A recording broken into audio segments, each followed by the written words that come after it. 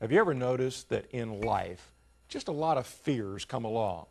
There are fears of high places and closed-in places, fears of sharp drop-off places, fears of insects and animals. But you know what the greatest fear in North America is? It's the fear of ending life with a life that hasn't been significant, that hasn't found its plan and its purpose, ending life without making an impact.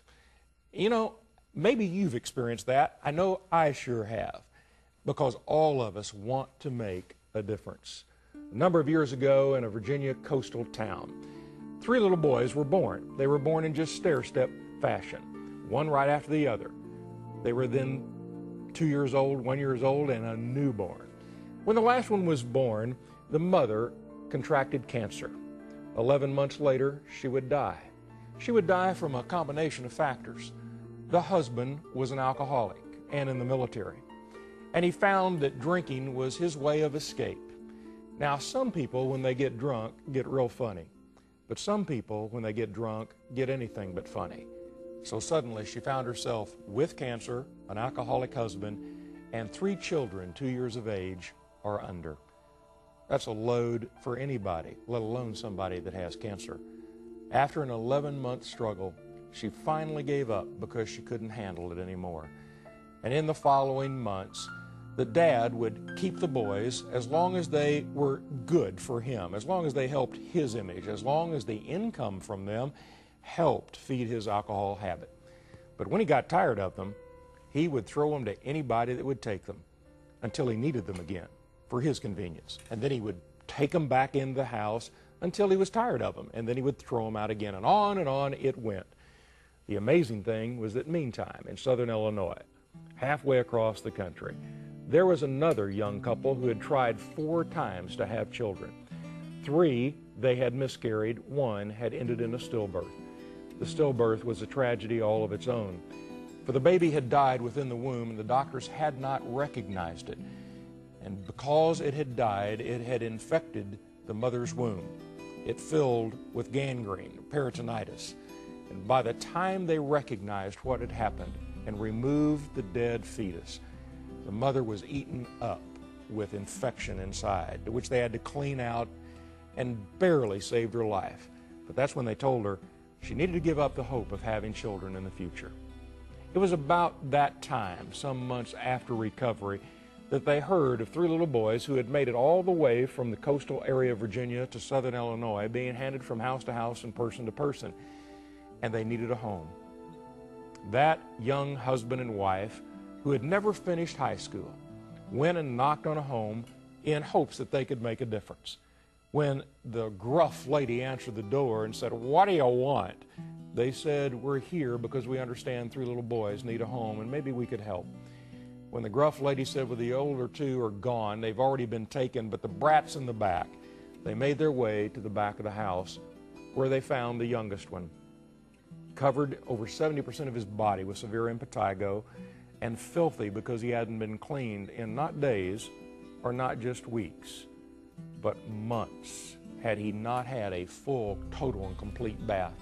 It would take them, as a matter of fact, the young mother and wife would say, some 4 to 5 months just to get the dirt out of the creases of the skin. But that day, that young wife grabbed up that grubby little boy and said, "We'll take him." It was then that they made their way to a doctor's office and set the boy on an examining table. When the doctor walked in and saw the kid, the first thing he said was, "My God, what in the world do you want with that?" That's when the young mother expressed the drive in her heart.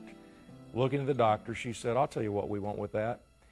If we don't take him and give him a chance to become everything God created for him to be, maybe he'll never fulfill the purpose for which he was made." That story is very, very special to me. The reason is I was that little boy.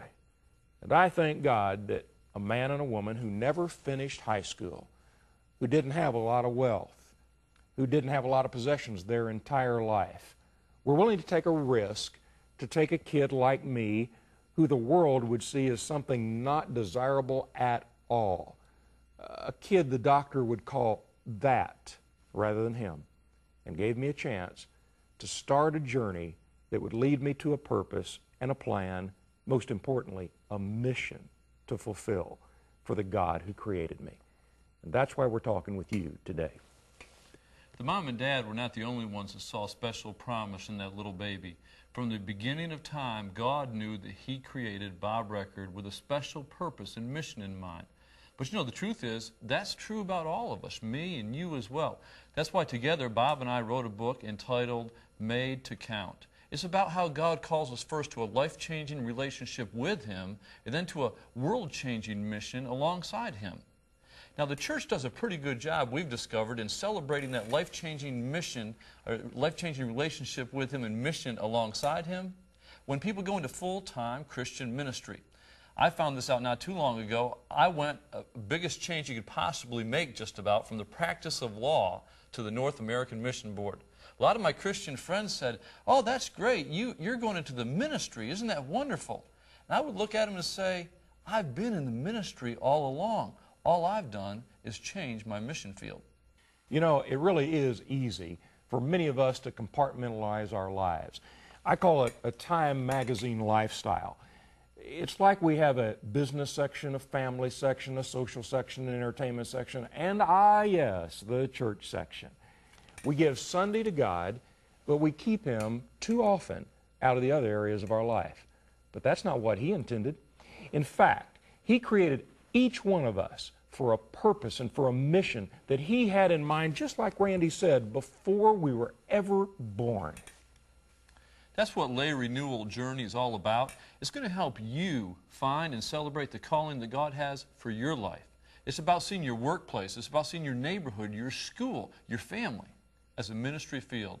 It's about understanding just how important the calling is that God has already given to you.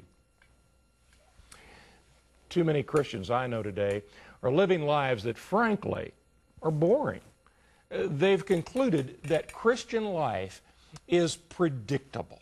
It's one of those blasé experiences in which the biggest goal is to get along without rocking the boat. But you know what? Jesus said, if you're going to walk on water, you got to get out of the boat. Well, they're missing out on a great adventure when all they want to do is keep the boat steady. Because God may be very predictable in His character, but He is totally unpredictable in where He leads us and the adventures and mission He gives us. God intended our lives with Him to be exciting, and we begin that by discovering that excitement when we seek, find, and then live out the purpose and especially the mission He has for our life. That's why we're excited about the Lay Renewal Journey. It's a way for churches to awaken their congregation to the call and the purpose God has given each one of them. And that's not just for the church walls and inside the building. That's for in the marketplace. That's for in their homes. That's for when they live 6 days a week outside of Sunday. It's a chance to become equipped for ministry and to be introduced to some of the most effective ways to reach out and to minister to people right where you are. And Randy and I are especially excited about the Made to Count weekend, which is a newest part of the journey. It'll help Christians focus on the calling God has given them today, right where they are. And listen to this one, right at their work. That's one of the things we love about the Lay Renewal Journey. It's blowing away the misconceptions that Christians have, that if you're not full-time called into the ministry, you're not important in God's kingdom. Or what Bob just talked about, that God's call is somehow boring and inside some stuffy little box when it's anything but that. But there's another very important misconception that we want to make sure you understand, and when you participate in Lay Renewal Journey, you will get this issue very clearly, and it's this. God is not some big ogre in the sky who wants to cause our pain. When we follow His call and His mission for our life, we'll experience His pleasure and we'll change our world in the process. Some of you, like me, may love that movie Chariots of Fire about Scottish runner Eric Liddell. He was born to a missionary family and eventually wanted to answer God's call to the mission field, but he was also born to be a runner. And before he went to the mission field, he wanted to run in the Olympics. And if you'll remember from the movie, He made a great statement for his God and for Jesus Christ in the Olympics because he refused to run his normal race on a Sunday and had to run an entirely different race, the 400-meter dash, on an entirely different day, and still won the gold medal. But before he ever went to the Olympics, he had to wrestle an issue to the ground between he and his sister Jenny, who didn't want him to mess around with running at all because she believed that souls needed to be saved in China, and she believed her brother Eric needed to go join his parents with the missionary cells in China. There's this great scene in the movie where they're walking through the Scottish hillside, and Eric's there with his sister Jenny, and he says, "Jenny, I've decided. I'm going to join the missionary cells in China." Jenny's face lights up. She says, "Oh, Eric, that's wonderful." And she gives him a big hug. But he steps back and he said, "But first, I've got to run. Because the same God who made me fast. And when I run, I feel His pleasure." That's what we want you to understand, that when you answer God's call and you pursue the mission He's put on your life, you'll experience His pleasure and you'll change your world because that's what you were created to do. Our prayer for you, and through your experience of Lay Renewal Journey, is that God would speak to you through His Word, that you'll discover what you were created to do, and that nothing would keep you from doing it. Remember, you were made to count, and God has a mission for you today, right now, right where you are. And God bless you as you start out on the journey to life's greatest adventure.